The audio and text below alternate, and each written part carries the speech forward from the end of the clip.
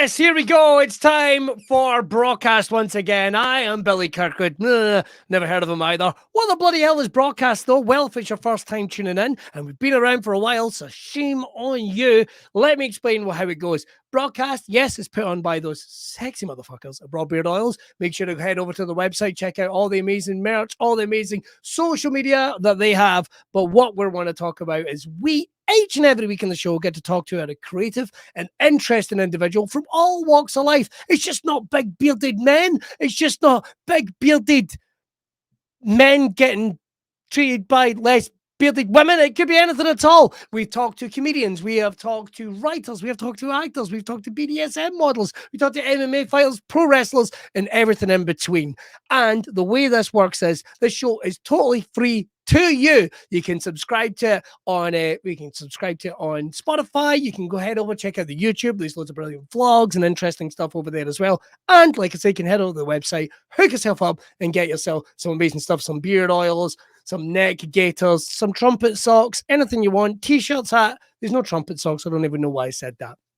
And I, Billy Kirkwood, you're a comedian and host of sorts. I'm here to guide you through it. I get to sit down and talk to some amazing individuals. Before we go any further, of course, you'll know the last month I've been over doing the Fringe. Thank you to everyone that came along and checked out the show. And we thought we'd finish it off with another one of our sort of Fringe specials. Now, we were meant to try and do this at the Fringe, and there's no two ways about it. I fucked it up several times. So here's an opportunity to correct that. I am really excited to get on our guest today because he is probably one of the most diverse, high-energy, up-and-coming creative talents I think we've had from the Scottish comedy scene on here. His name is the wonderful JOE MCTERNAN. We're going to chat with him in just a second. We're going to bring him into the convo. But don't forget, if you want to nominate a guest or even have any questions for our past guests, all you need to do is hit us up in the comments of this videos, share as well, and we'll get about it, shall we? Ladies and gentlemen, would you please welcome, fresh off a sellout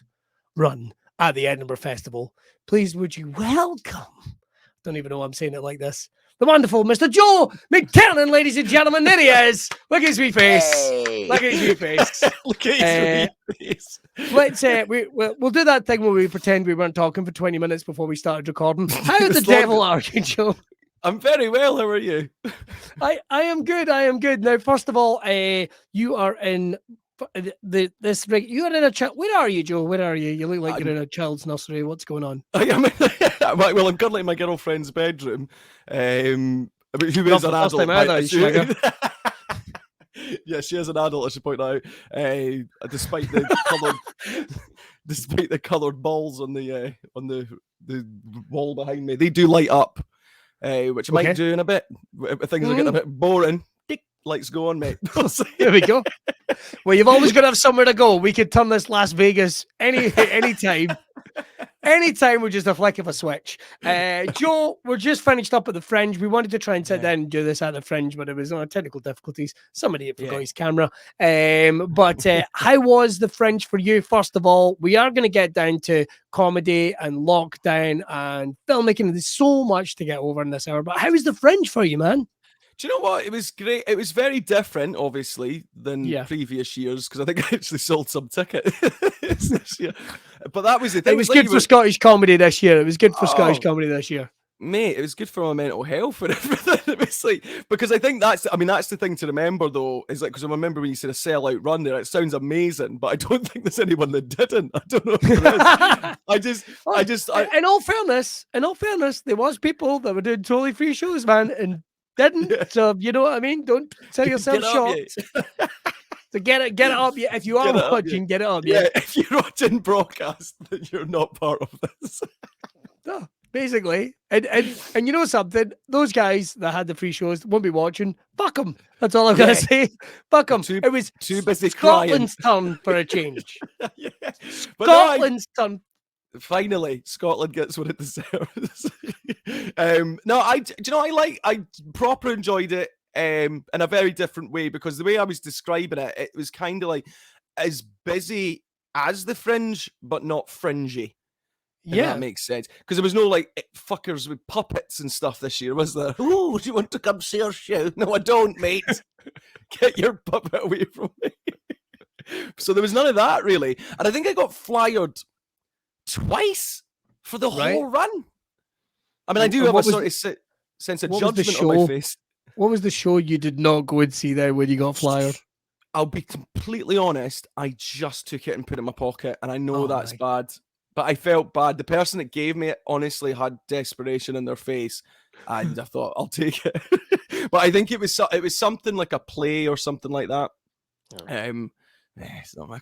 I was going to say it's not my cup of tea, but you don't care about plays at the Fringe until you're in one. Let's face it. Yeah, this is it. I mean, and then even then you start to lose faith. But even at least it's some of the shite wasn't there, and I don't mean that in a nasty way. But every year you get flyed like, "Hey, do you want to see the failed BBC sitcom El Dorado in an hour?" No, I don't. I don't want to go and see that. I don't fancy it. I don't want to go and see that. Hey, do you want to see Chet Lemon? He's an American comedian. He's only done 3 gigs, but he's here doing an hour. No, I'm good. I'm good. Chet Lemon. Chet Lemon. Chet Lemon. And finally over to the Fringe. Just every year, I just want Scottish comedians to get together and pretend they're doing like an American improv lineup, and we just all take on the characters of failed American comedians doing the Fringe. And mine will be Chet Lemon. Chet Lemon. Robert Gooseberry. Robert Gooseberry. I'm a bit more high-end comedy though, Robert Gooseberry. Wow, you've gone meta. Right, what you are is you're an American comedian doing a posh English character, but it's portrayed by a Scotsman. That's exactly what it is. I'd actually go and see that. Actually sounds quite good, to be honest. With support by Chet Lemon. Hey, you guys ever been in an airplane? So have I. Okay, let's get on your first act. A whole salad of shite bags. There you go. That's the review. 1-4 review. A whole salad of shite bags. God, he always gives 4 as well. He don't even give us any stars. Oh, but we've got there's so much to get through. I only got to find this out really about you the other day when we were sitting chatting, which would have been a great episode of Braw Cast, so we're going to go back over it. Before we get to where you are now, your journey into comedy might be one of the most, as a stand-up, I should say, is very unique because you didn't like go, oh, I'm going to do stand-up, I'm going to do the first gigs and what have you. What was the journey, just as a layman, what was the journey into comedy for you?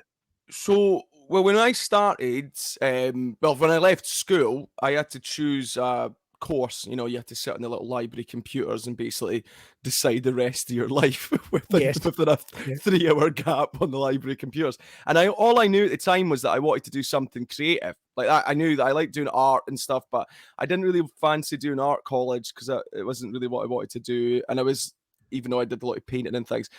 So I decided on film and photography, because that was the most creative one. And I always liked films, but I never thought in my head that I would do that. So I chose that, managed to get in somehow, even though I was terrible at photography. Awful at it. Like, I don't know why they let me in. To be honest, most photographers are not great. I mean, the good ones are good. I remember, I think I took a picture of my foot, and that was it. Maybe one of the tutors had a foot fetish or something, and they went, get this guy in. Oh, finally. Finally, I've been doing this for years. On that. Oh, Jesus Christ. He suddenly discovered he did after all these years of being a tutor. Oh, fucking hell.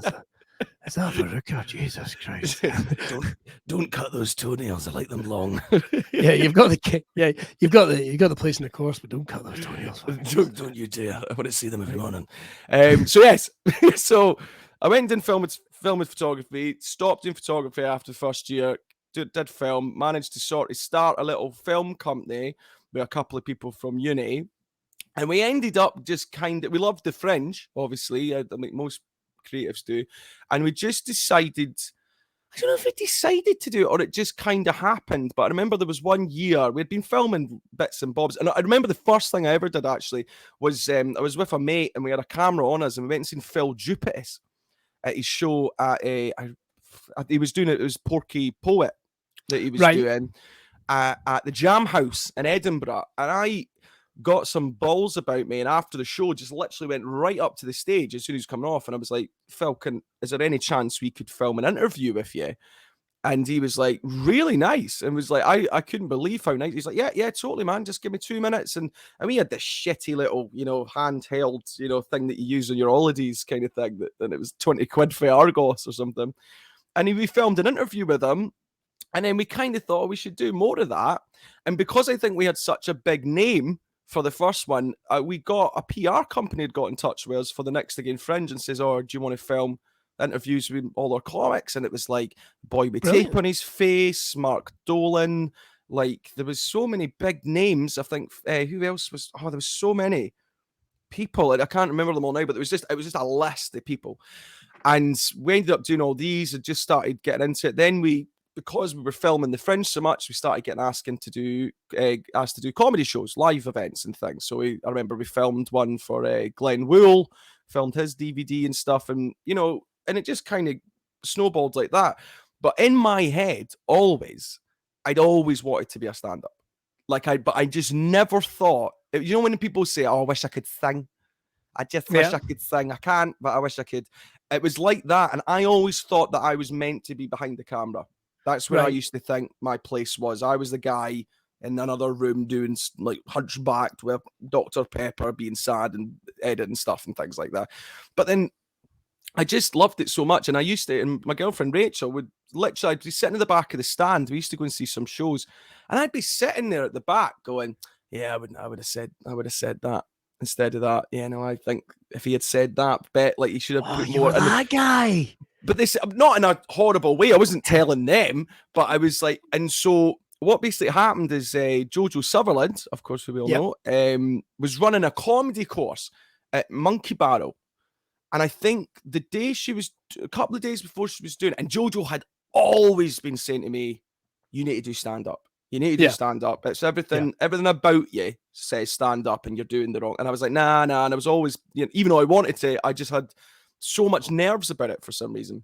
So then I went down the comedy course as a kind of favor, Jojo put it, because I think she only had like 3 or 4 coming along on that next session or something. She's like, I just need more bodies in. So I went in and done it, did the 5. And then one of the parts of the course is that you got a 5 spot at Monkey Barrel the next day. This is so funny. Just done. What you might not know is this is effectively the same, almost identical journey into comedy for me. Seriously? Because I studied film at college.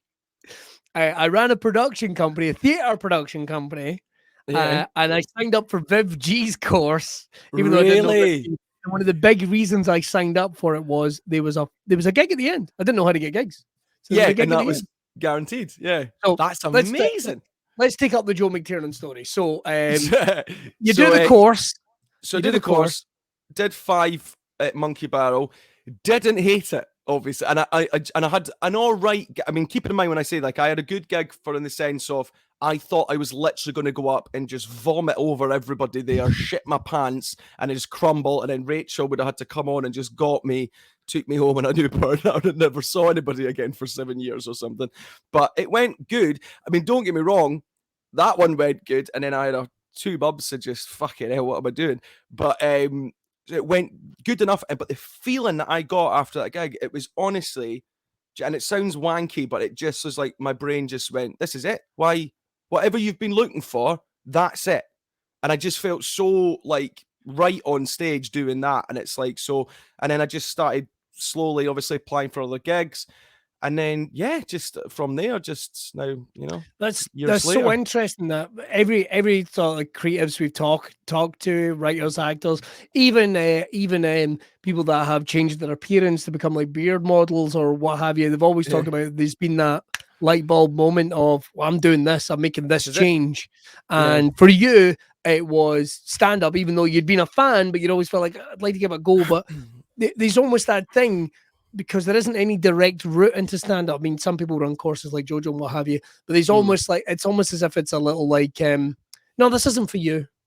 Yeah. No. Other people do this. This isn't for you. Totally. Like you go and do that. This isn't for you. This is what. But then it's such a weird world because stand-up is almost entirely, it's open now. It's more open than probably it's ever been and more accessible. Absolutely. So, what was your impression of comedians before you go into it? Because when roundabout was this was this time, do you think, that you're talking about this course? When roughly was this, do you think? I think it was, I don't know, 2017, I think it was. That late, really? Yeah, I think it was that. And it was like... It feels like you've been around much longer, Joe. So this is the thing, though. Like, this is what people kept saying. Because I remember when I was starting, I used to always think that... Because I keep in mind, I was friends with a lot of comics. Yeah. Like, because of filming with them, and I was always out and about, and if I'd been filming stuff, maybe been having drinks with people after. So I think when I started doing stand-up, I think it's right. I think people were genuinely like, you've been doing this for ages, though. And I'd be like, no, I've only been doing it 6 months or something like at the time.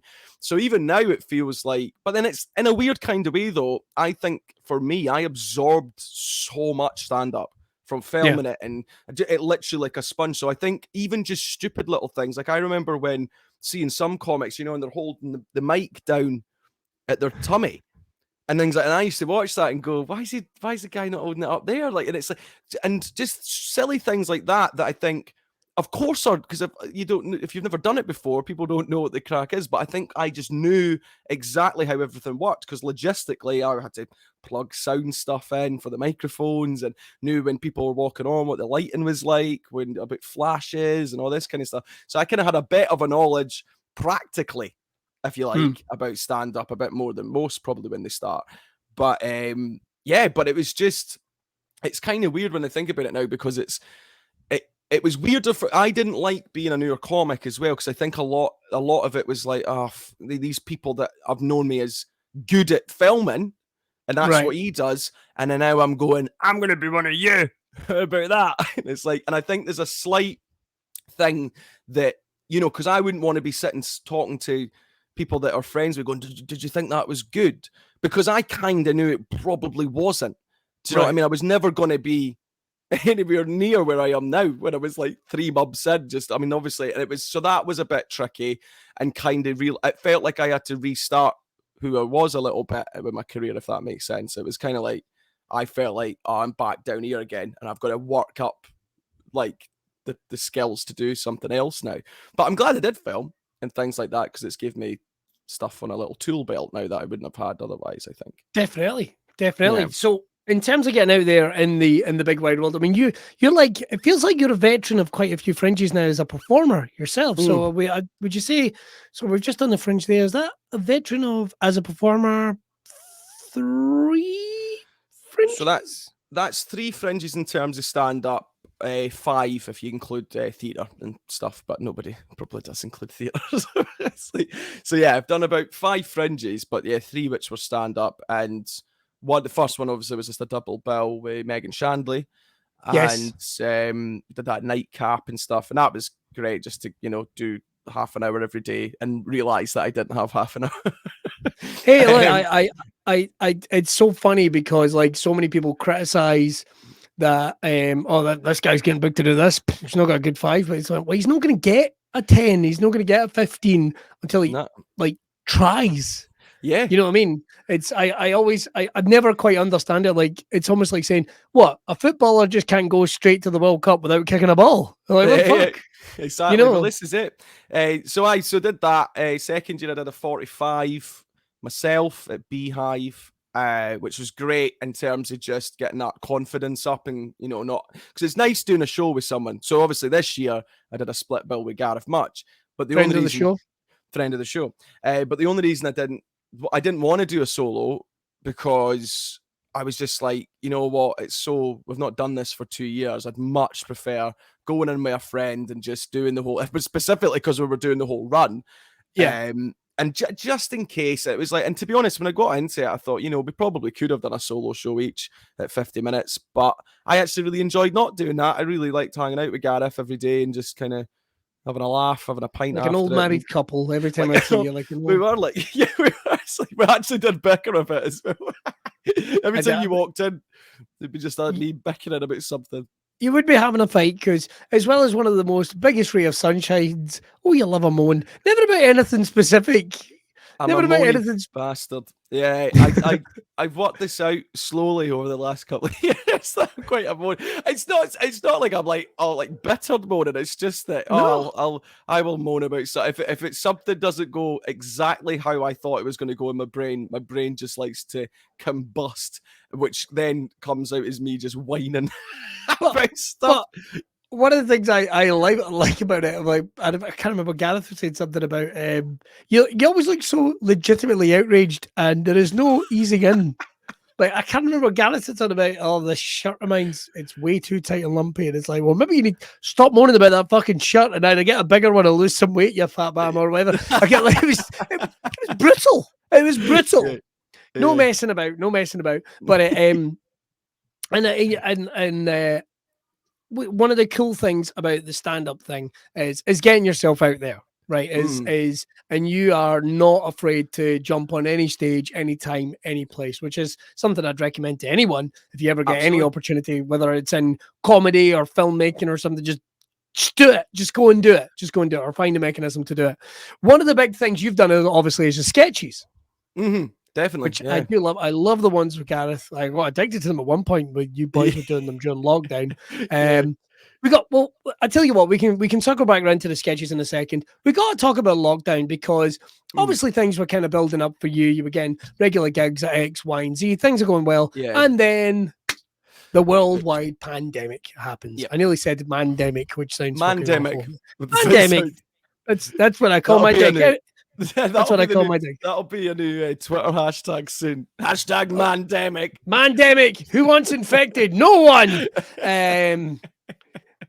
But then lockdown happens, and we've had a couple of comedians on the show. We have talked about it. It came out of nowhere, like literally came out of nowhere, quite rightly, even though we maybe had weeks warning.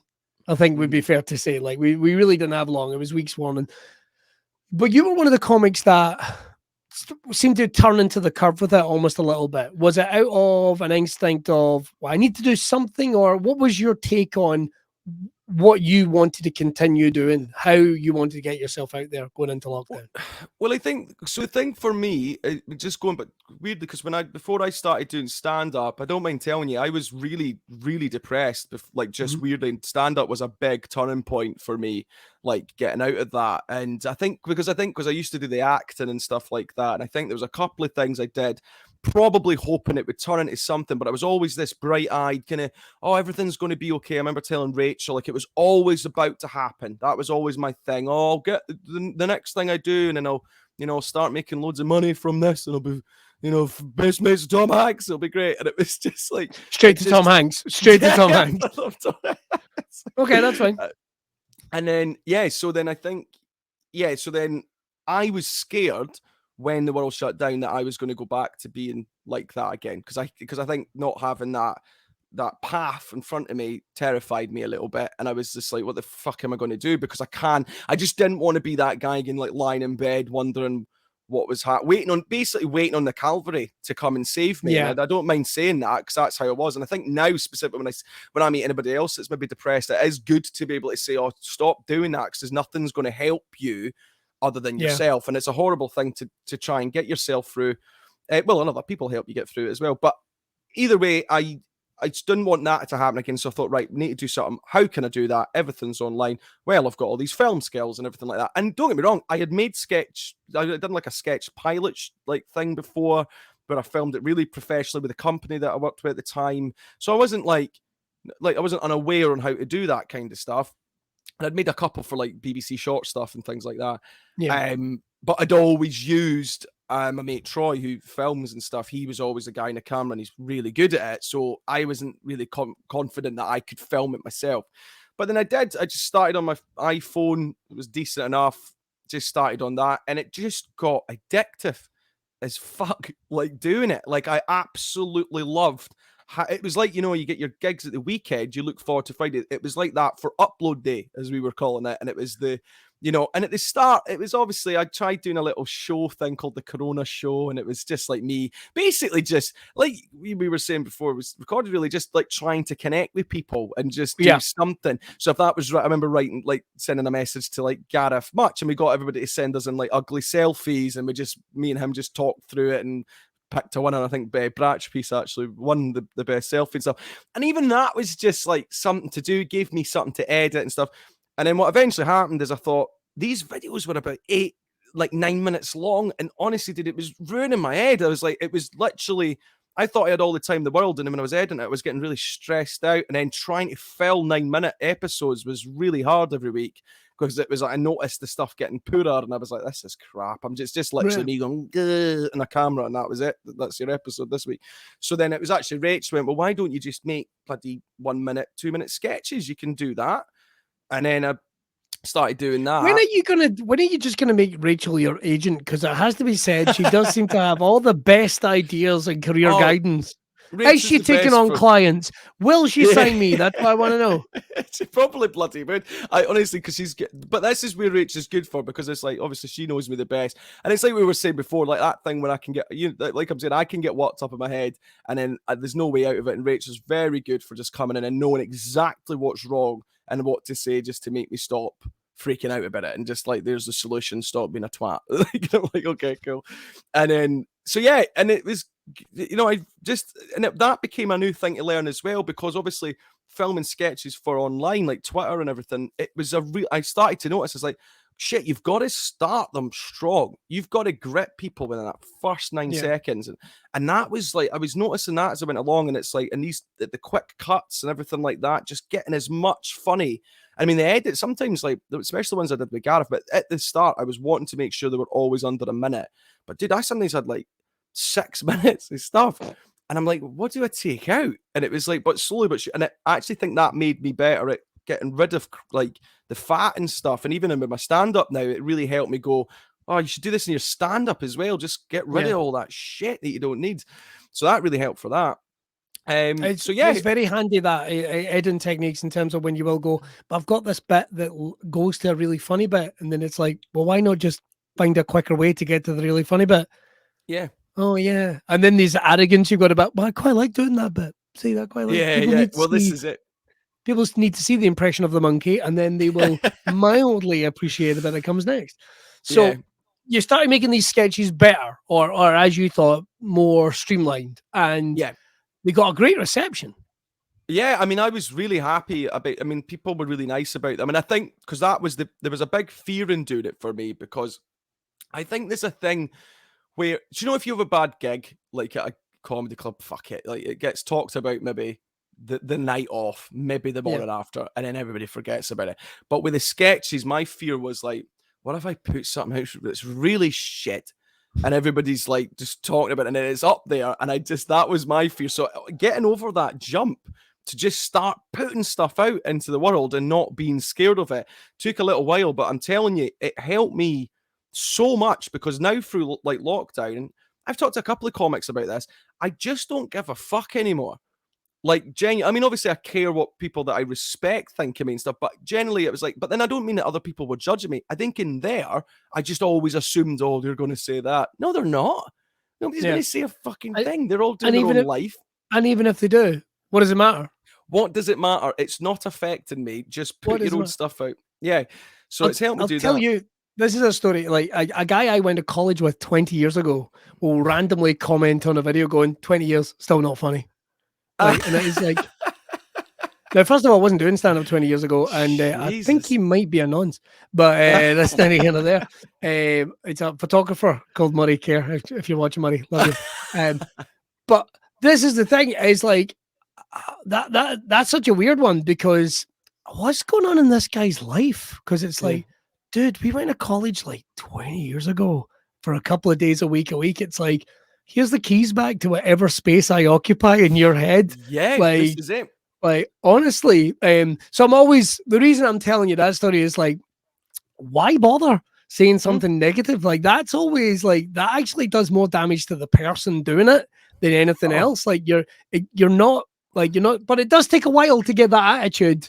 Totally. Particularly, I think, with comedy, and you're putting yourself out there. Because like you say, you put out the sketch, and in your head, you might, you suddenly get this image of TMZ. Look what Joe McTernan's putting out now.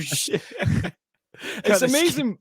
It's amazing the shit you build up in your head, isn't it? It's just like, and it's so stupid when you think about it, because everybody's like, as somebody said, everybody's the main character in their own film. You're That's just a support. You're just a supporting, if an extra in their life, just in the background, walking past. Doesn't matter. Doesn't matter. It doesn't you know matter what I mean? at all. Yeah, exactly. It's why I'm always a big believer in, like, there's no. By the way, you kind of have to feature in your own film as well. Like, no one's coming over. No one's suddenly coming over. Like, you're battling Thanos yourself. The Avengers aren't coming.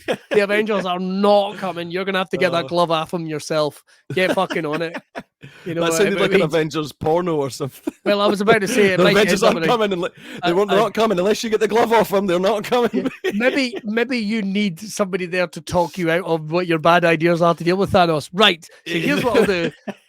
If I get some spunk up to a froth, I can lube it straight off or something like that. I've no idea. Froth. Sorry. Don't you dare pretend you're. What? Well, what did you finish your thought? I was just going to say, I think froth is the equivalent of moist for me. It's a nasty word. Froth. Is it? Like if you, that's all right. If you get a pint and something goes, "Oh, that's frothy," it's like, I don't say that. Must be hellish going into a Costa coffee or anything like that. Frothy frappuccino. I'd like to speak to the manager this instant, you pervert. Yeah.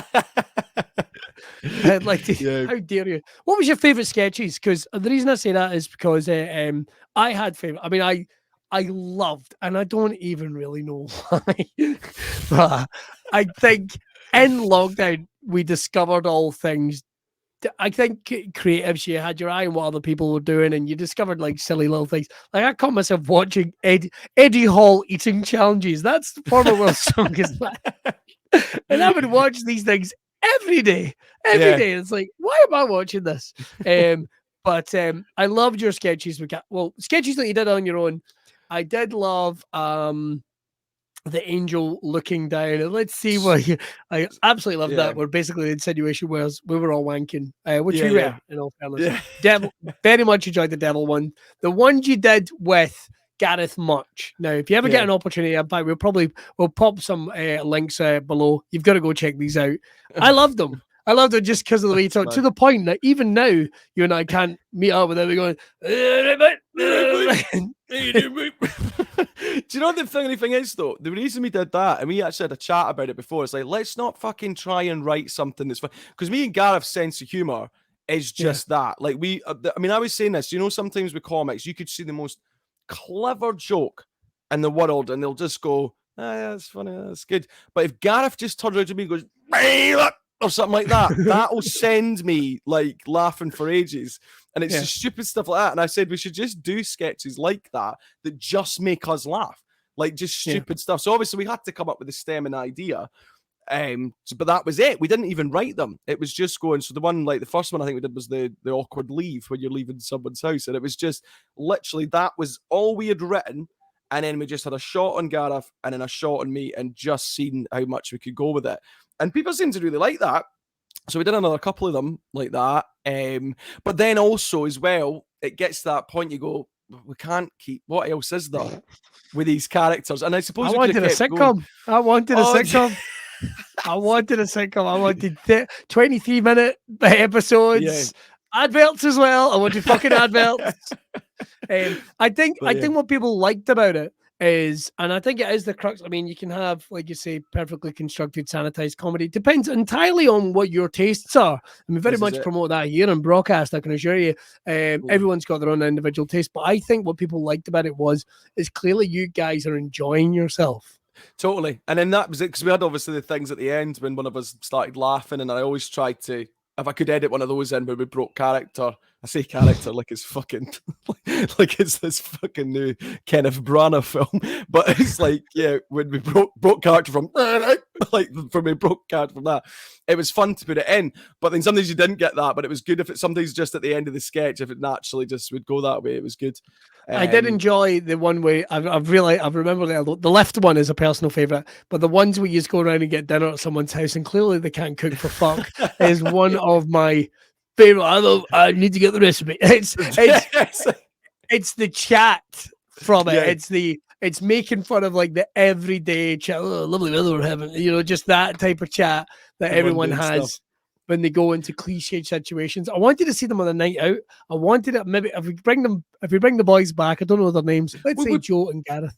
Yeah, well, we probably will. Do you know? Because the thing is, I think I've just been I haven't filmed any for ages, and this is the thing I need to work on is getting to a point that I actually have a release date every week because I did have that for a bit, but it's a lot to maintain. Oh mate, it's so tough. It's like, and that was a thing I had to let go as well. Is just going at the moment you're not going to be doing that, especially with the Fringe when that was coming up and stuff. I just wasn't filming anything, so I just made a decision, just stop doing it. And unless you get an idea and want to film it, great. But it's just like I thought I'll get the Fringe out of the way. But I think now what I'm going to do is take the next week and just write as much as I can. So if I can get, it doesn't even need to be fully written stuff, but if I could get like 10 sketches that I'm happy to film, and then they're just ready to go. And even I'm thinking just filming them all and not even editing them, and then just have them on my laptop so that every time I know that I'm ahead of myself a little bit, because I want to get to that consistency, but it is just, and because sometimes you just don't get the idea. Like, this is the annoying thing. Sometimes, like, when I thought of the God one that you were talking about, I was like, I kind of knew with that one. I was like, that'll be funny, I think, and I can make, or I at least can see how I'm going to do that. Whereas other times I've been sitting with the worst ideas and I nearly film them, but I just can't bring myself to do it because I'm like, there's nothing here. There's just nothing here. It's just like there's one slight idea as a punchline.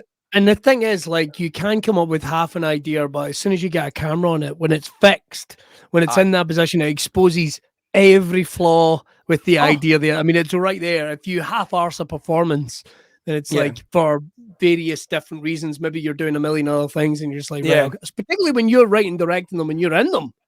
I mean, I can only imagine what it must be like for like Hollywood blockbusters or what have you. Like, if you're trying to act, give the best performance you can, and you're worrying about the second AD, and you're worried about the big, and you're worried about everyone else's performance, that's going to be a fucking nightmare. Do you know what's interesting about doing it like that though? Because so I'll just set the camera up and it'll run for like 10 minutes, and I'll kind of usually have all my lines on a little bit of paper. I don't really learn them. I just try and hit them, and I'll do about 8 or 9 variations each line, and then move on to the next bit. And then, but the problem with getting the focus on the camera and the mount, it's literally the whole. I've got so much footage of just me getting up, going and sitting back down, out of focus, going back up, and it's so hard to get it. But you see your soul, man, when you're editing yourself with that, because honestly, I'm just in a room myself, and I just see how pissed off I actually get, even when there's no one there. Like, I'd be sitting like trying to think of a line, and I'm literally speaking to myself, God, that's fucking shite. Why did you even fucking write that? You need to do better than this.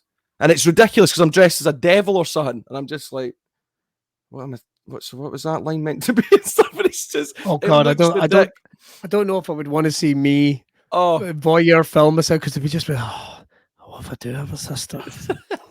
one day the door goes and he wasn't my real dad after all, and I'm just like, Jesus Christ.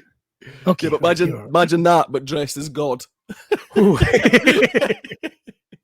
One day you have to compile all that footage together, just give it to your girlfriend and go, just so you know. This is how I am. If we ever get married, just so you know. This is what's getting played at the reception. Just so. It's getting played as people are coming into the service. Yeah, there'll be no speeches today, just Joe's internal fuck ups. Oh my God. I mean, you couldn't get a whole finger down your dick hole, could you? But one of the things we'll talk about a couple of things just quickly. Approaching stand-up again coming out of lockdown.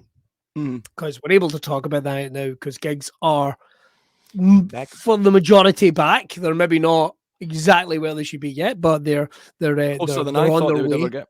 Closer than I thought they would get. Pretty much, yeah. I will say at this point. How was that, the idea of going from approaching, because you had put all this hard work in, like we were talking about, you tour supports for some amazing acts. Steve Hughes, you've got that coming up. Steve is a world-renowned Australian comedian. Make sure to check him out. Tom Stade, of course. I know you frequently work with Tom on various bits and bobs, and you supported some other names.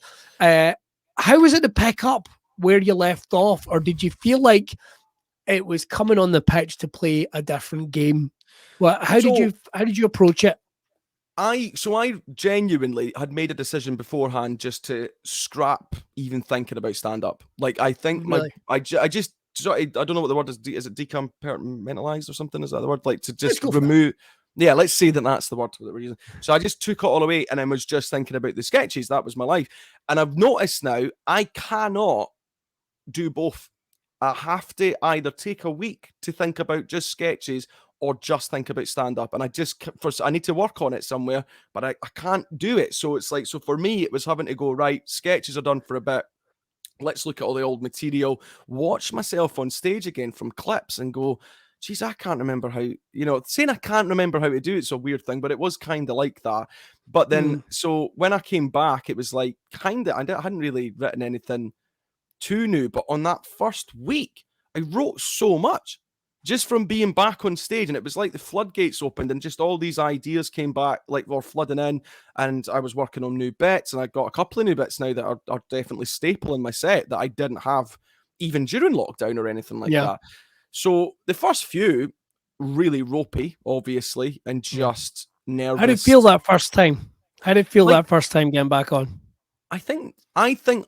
Because it would have been a small number. It would have been like, I'm pretty Yeah. sure those first couple of gigs would have been small numbers. I think it was like 18 or something, if that. It was like Right. really small. But I just unsure is I think the main word for it. And I mean that generally, even in the sense of whether this was actually happening still. Like I had a part of me was like, oh, this is just like doing a wedding speech. Like I'm going to do it once and then that's going to be it for another 8 months. Do you know what I mean? Or something. I just didn't believe it, mate, to be honest. So I think it was part of me more happy just to be doing it. But I did feel a bit like somebody that had given something up and was like, if somebody's not smoked for ages and then they have a wee fag at the night out and they go, oh God. Interesting you say that, because I had always been foot down, making sure I was busy as I can, for better or for worse. Yeah. And I've always been like, what if I am one of those guys that takes time off and I cannot come back? Yeah. It's a feat. Because I'm not giving anyone a hard time, but we've all seen that guy that didn't do stand up for like 3 or 4 years, and then suddenly turns up at Red Raw. Hello, Yeah. what are you doing back? Yeah. And it is like, and even they can't, they're better than the new acts, but they're a step off. Well, and of course. I was always worried, shit, what if I can never get back to where I wanted to be? And that's a genuine, I think, fear that most people must have had. I think, because it's so. I mean, the way I was describing it, I think it was Gareth was saying this today. It's like obviously if you didn't drive for 2 years and you're driven every day, you're like, there's going to be a bit of what the fuck is this, and adjusting this. But you'd eventually go, I've done this before, I know where it's going. And I think that's kind of how I felt it was. And then I didn't, don't get me wrong, it wasn't like after the first 2 gigs and I was back, baby. It took a few weeks of me just not really. I'd had some lovely gigs coming back, but I didn't feel like there was a week at the front. Do you know what? I'd always felt like I was never happy with how I was as a stand-up. And still not to this day. It always works in progress, I like to think. And I think maybe I'd lost the ability to like aim for something. And then I came back and I found like at the Fringe, I think was the first time I remember going like, that's it. This is it. That's you're going in the right direction. Ain't there. Nowhere near there, but can't remember, there was a couple of shows where stuff would came off the top of my head or bits and bobs, and it was like, great. That's still there. Still there. So did you find that after those first few gigs, because I remember watching you, we did a gig together in Kerrymuir, and maybe like 2 weeks, maybe no, more than that, 2 months maybe after things had kind of started turning again, and you were sharp, man. You were fucking blitzing it. Which is very surprising because I genuinely, in the car on the way to that gig, was saying to Rach, going, I mean, fuck, like, I've only done a couple at Monkey Barrel to 18 people. And this is the thing, that's when I felt comfortable that gigs were coming back, because there's no way that gig should have been back as quick as it was. Do you know what I mean? Like, it's kind of like, where are we going? Where's it called? Curry what? Like I never even heard of you it. said that. You said that in the night. I remember you saying, I did not think these gigs in a wee room above a pub were going to be back this soon. No. So it was great. So, but then I was I don't mind telling you, I remember talking to you. I was like, I'm a bit nervous to go on here, Billy boy. Like, I just was feeling a bit like, as you said, it was just like, I don't think we were in far enough yet for me to feel comfortable in what I was doing. But then something happened on the way up to the stage. Something just clicked and went, the fuck are you talking about, mate? Just go and do your thing. And it did. And that was weirdly, fun enough, you talk, that was the gig that I went, oh, here we go. Like, I know what's what now again. And that was weirdly the one that did that for me. Yeah. And ever since then, I've loved it. Just been happy doing it. They were a fun crowd. I think awesome. Alistair Barry, I think has the best way of putting it. If you ever get a chance to check out Alistair's work, get well soon, Alistair. He had a brilliant way of putting it, which was like, well, the audiences need to give a little goodwill because some of us haven't done this for a while. I mean, you wouldn't get on a plane and you expect us all be ready to go. All right, let's put it this way. You get on a plane and the pilot comes on and goes, good evening, ladies and gentlemen. I haven't touched one of these cunts in 18 months, so let's hope for the best. Like, you and it's so well put. It's like, yeah, you're right. He would get practice before he gets back behind the wheel of a plane. But in terms of getting back out there, man, and doing gigs and getting back to the sketches, you said you're gonna sort of pepper those in when and where you can. Definitely. What's the ambitions, man? Like, because you rocked it at the Fringe. I know you want to get back regular on the scene again. Going down south is important for you. Well, what's the plan? So yeah, that's basically the next thing for me. I think is so I obviously haven't done my full hour at the Fringe yet. I've only ever done like 50 minutes or 45 minutes or anything like that. So hopefully next year, first debut hour and all that kind of stuff. Not that I know, I don't even know if it matters to people really, but for me it would. And I want to actually have a crafted show as opposed to just going up with my club stuff and things like that. Yeah, going down south, as you say, that's the next big thing. Just want to get down south and start gigging everywhere other than Scotland, basically. I want to still do Scotland, of course, but I've done a few gigs down south now and I really enjoyed them a lot. Like, it was just nice to be, it's just nice to be doing places that you haven't done. And I think that's part of the excitement. So I don't know if you felt like this during the Fringe. As much as I was enjoying it, by about day 20, you're a bit like, I am sick of coming to the same bloody place every day on the same bus. On the, like, do you know what I mean? It was like, I hear what you're saying, and I do get that. I mean, I thought pre-lockdown, I was always obsessed with keeping the diary busy. It didn't make any sense. Any sense. I wasn't doing the things that I wanted to do. I wasn't doing the things that I love about it. And they all feed into each other. It's like, don't ever chase the money. Don't ever chase the money. Because it's folly. Don't ever chase the money. Some people are really good at that. And there's nothing wrong with that. But the one thing I did like about the Fringe, well, I liked loads about the Fringe, was that I did have a new audience that had never seen me before. So I always really put into it, well, this is a new gig. Like, mentally, I always told myself, like, this is a new gig. This is a totally new gig. It is. So, it totally is, isn't it? I mean, so I like that. But I can understand what you mean. Like, there was a couple of times that, like, I like to put it this way: when I didn't have to be at the same place at the same time every day, I didn't miss it. No, and it's, I mean? It is a bit. I mean, it's not the hardest thing I've ever had to do in my life. Of course, it's not. But I think I really strive to if I can do different clubs and different places, different gigs, be on different lineups, different comics and things, it just makes me more excited about it. I think it just makes me feel like, so I remember they doing Glasgow for the first time just recently, and I was so excited because I was like, I hadn't done it yet, and it was just so exciting to be like, you know, just even going, where do you go? It's like, where's that? Or just the green rooms behind this. When I went to Glee, do you know how there's they said when I went in, said, do you know where the green room is? And I was like, I don't know. And they went, it's behind the stage left. And then there's a little door. And I went, but all I heard was left.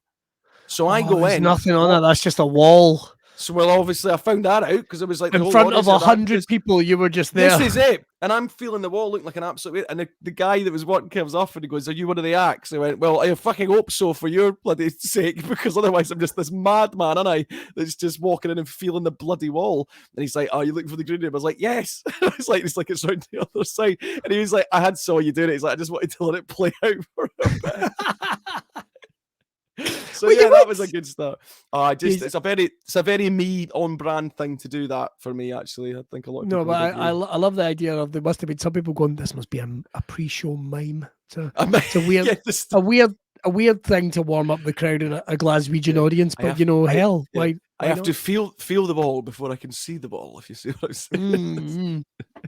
All right, we always like to finish off with something a little cathartic here on, I nearly said the name of my radio show, I beg your pardon, right here on Braw Cast. So let me give it one of the things. One of the worst things that's ever happened to you in comedy, but you can let it go here and now. It could be a bad gig, it could be a heckle, anything at all. Boof, we release it. What would it be? Oh, I have actually, the first thing that came to my head there, I'll tell it. If you say it's when you met me, I will fucking get really upset. No, I had a gig once where I was heckled by another comedian really badly, and that one sticks with me. Oh, bastard. Can you name the comedian? I won't. Let me rephrase this. Do I know the comedian? I don't think you would. I don't think they're doing it anymore. Good. Yeah.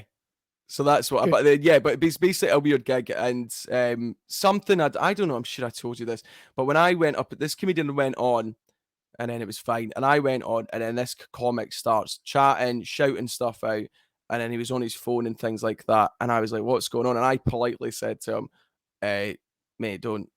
I didn't speak during your set." Like, try to be nice, and he just lost his shit at me, like shouting up at me, stood up, getting all emotional and stuff, and I was like, really awkward. I hadn't realised what had happened is there'd been somebody else at the gig that had been writing something in the forum and basically saying what about this dude's set or something, and then he thought it was me that had been doing that, but it was not. There was just another guy that sat next to me that was doing it. So that's what had happened. But then it was so awkward, and it was like I didn't know what to do, and I was just like tried to keep going, and then I think the audience were kind of like, "Just keep doing it, we're listening," and I was like, right. Anyway, ham packets on R2 open, aren't they? And it was just like not working. And then John Gavin was on headlining, and I remember just seeing John at the back just looking, and I just went, "What do I do, John?" I just seen John looking and just went, "Just come off, mate. It's all right." Like a dad that was there to support me. Just come off, mate. It's all right. So yeah, that was pretty bad. That wasn't a good one, was it? Well, you can let that go. You got a good story from it now, so you don't need to hang on to that. Yeah. That's that's a great one. And one of the greatest things that's happened to you in comedy that you should celebrate. I'm a big believer in the 11 o'clock rule. You only feel good or bad about a gig until 11 o'clock the next morning. But it's one of those things that you go, that. I love that. I love this. Yes. Probably first time I supported Stade. Because I was probably not ready for it, if I'm honest, at the time, or at least, I could have done it, but he took a big, risk on it and said, "All right, come and support me." Because I was doing 20 as well, and I think at the time I didn't have 20 really. I did, but not, probably. You could talk for 20 minutes, but it maybe wasn't like, I get it. Still doing that now myself. Just and I remember I was going down to Kendal. It was Brewery Arts Centre in Kendal, and Tom and me drove down. And in the car, Tom was even like, "Okay, man, what's your fucking set?